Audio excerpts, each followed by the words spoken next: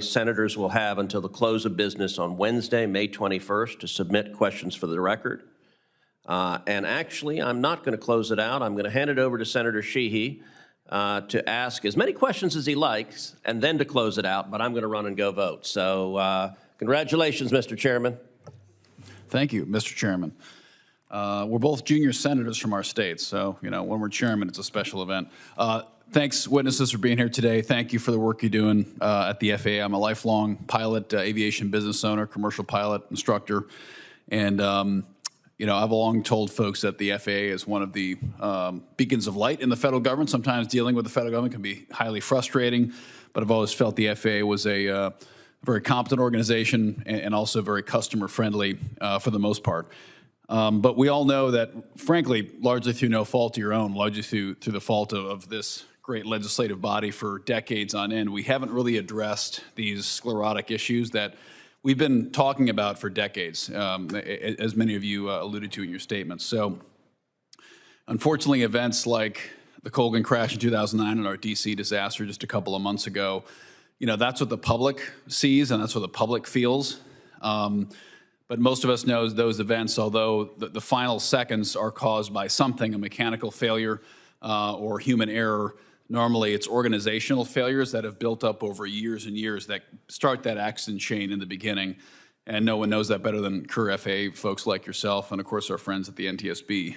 But many of these stressors that we're all feeling every day, whether it's outdated air traffic control systems, whether it's not enough controllers, not enough pilots, not enough maintainers, not enough FAA designated pilot examiners or airworthiness representatives, I mean, you name it, there's basically a shortage in every key manpower category that we need to stay innovative in aviation. And one of my biggest concerns is, as the mother and father for aviation, as America's the birthplace for aviation aerospace, these challenges that we're facing across the board are driving aviation innovation to other parts of the world. Part 23, for example, which I understand doesn't fall necessarily under your purview directly, but Part 23 has been a challenge to certify a new clean sheet aircraft for so long that we're seeing places like Brazil and Asia and Europe actually become now the hotbeds for next generation aviation development. And that should concern us all, because if we're not the leaders of aviation anymore, that means somebody else is, and that's bad for all of us. But specifically here, I don't have a whole lot of local questions, although I do have a couple Montana-specific questions. But every time there's been the attempt to kind of do the vast reorientation of the FAA, which of course does involve some private sector partnership, the term privatization is plastered over every billboard and in every hearing, and the effort is very quickly mobbed and killed by various different constituencies who do not want privatization to ever happen. And of course, there's a role for the government to always play in this, but how can we leverage private industry to hasten our ATC upgrades, which we've known have been coming for decades, that should have happened years ago? How do we use private industry to make sure our local airports, be they regional or large commercial facilities, are being upgraded and managed properly? And how do we leverage private partners to fix our dire staffing shortages, like taking the controller population we have in the military and helping them more quickly transition to civilian controllers? So no particular individual, but I'd like to hear your idea specifically on how we can leverage private industry to help us hasten the solutions to those problems. I will speak to partnering with our military partners and having air traffic controllers is something that we 100% agree with, and it's something we've already signed up to do. Senator, I was a former military controller, and I was actually a benefactor of being hired directly by the FAA. I did not have to go to the FAA Academy based on my credentials, and I was able to go straight to an FAA facility. We are partnering with the military as well as looking at possibly using some of their simulations over at Keesler Air Force Base to kind of improve some of our throughput at the Academy. That's one of the things that we're looking at to help increase some of those staffing shortages and get people through. I definitely feel partnering with some of our DoD partners is something that we can leverage. And likewise, in aviation safety, we definitely have relationships with military and try to facilitate paths to bring military, folks who have learned their skills in the military over to commercial aviation, whether it's through restricted ATP with the military credit, whether it's through programs we're exploring right now about how do we transition military mechanics to get into the civilian system more easily. So there's definitely a role there. I think around private partnerships, the fact that there is so much innovation happening in aviation, the opportunity for us to partner with the aviation innovators on training. We do what we call aviation skills enhancement with our engineering, where our engineers can go to these new manufacturers and new aircraft designers, so that we can see and learn from them what they're doing and how they're doing it. I think that's a great opportunity for us.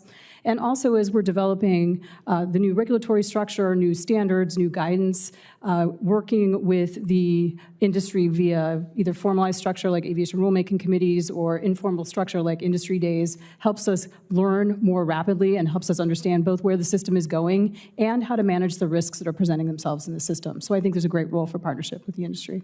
Well, and safety always has to be paramount, but safety has to work hand in hand with the ability to operate effectively. You can safety anything to death. You can find a reason not to fly. If you want to be safe, you just don't fly. Don't fly. Yeah, exactly. So ultimately, we're always told safety will always rule the day, but ultimately, we have to get to where we're going. We have to move the cargo, have to complete the mission. So if we want to be ultimately safe, then we don't fly, and we have to fly. That's the point of our national airspace system, which I'll add is the most advanced, safest in the history of the world. We should be very, very proud of what we have. I don't want to pile on and speak ill of what we've built, because it is an incredible system, but it is straining under itself. We have to make sure we're evolving it. And to that end, after the Colgan crash in 2009, this body, I wasn't a part of it then, of course, but, passed a law for the 1,500-hour pilot rule. And any of you know what the pilot hours were for both the pilots in the cockpit that day of that terrible event? Yeah, it was about 3,000 and 2,500. I don't remember. I knew it wasn't 1,500. Yeah, so 1,500 had nothing to do with that accident, nothing to do with those pilots and their experience. The fact that they had, in one case, over double the amount of hours that the new law instituted really had nothing to do with that accident. So I think it's very important for you all to make very clear, candid responses to us, so we don't make new laws that actually don't help the problem, it makes it worse. And I think within the agency, for example, recently, the ability to do experimental aircraft operations, used to be delegated to DARs, and recently that was changed to where now a FSDO has to directly sign off on an experimental certificate being hung on an aircraft. On its surface, that seems logical. We're adding another safety barrier, but the truth is that's just adding more bureaucracy to a process that's a perfect example of why folks want to innovate elsewhere now, is because we're making that application process to experiment with new aviation technologies harder to do here. And that's a small example, but I think it's a indicator of at times the bureaucracy getting in the way of some common sense. Specifically for our ATC systems, we hear a lot about radars and copper wire. How do we quickly evaluate and implement the more advanced and modern, in many cases more accurate, satellite-based ADS-B capability, automated flight following, where we can open our ForeFlight apps and see aircraft moving in real time with pretty great precision, and start injecting that technology in addition to real-time data sharing with the aircraft. So we see that a lot in Europe now, where instead of voice communications, which as we saw with DCA can be stepped on, they can be garbled, they can be misheard, they can be misread back. When the data is actually sent to the aircraft with their flight path instructions, it's much harder to have an error based on that. How do we start adopting those things quickly in American airspace? And is more private sector involvement the answer for that? In regards to issuing a command to an aircraft versus a pilot, and accepting that, we call that datacom, part of the next-gen technology, and that has been implemented in all of our 20 centers that are within the CONUS. And we're expecting full IOC, meaning full operations capability here within the year, and that's a very conservative estimate. I expect it to be much more aggressive than that. So the good news is that has been used, and we are getting some very good feedback on how that is using. We also have our ability to upload clearances to aircraft at the gates without having to do a verbal transmission. We call that CPDLC. We're getting very positive feedback on that as well. So I do believe a lot of these technologies that you're seeing, while it's taken a long time to actually get it implemented, it's actually coming to fruition now. Great. Any other comments on those points or questions? And then finally, what I'd say is some of our rural airports, which you hear a lot about here, obviously Senator Sullivan from Alaska has a very unique position, but it's true also in places like Montana, where I'm from, where we do have airports where the most critical service they provide to some of these rural and tribal communities is medevac, where they could be in multiple hours drive from a hospital.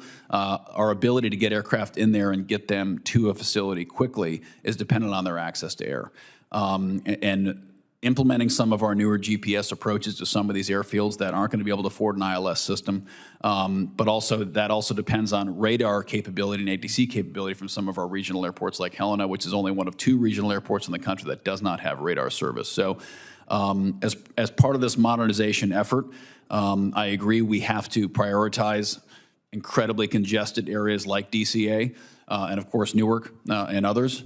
But for many of our rural communities, this is key. So I'd ask for your commitment to look into that. And I'd also ask just for general open-mindedness.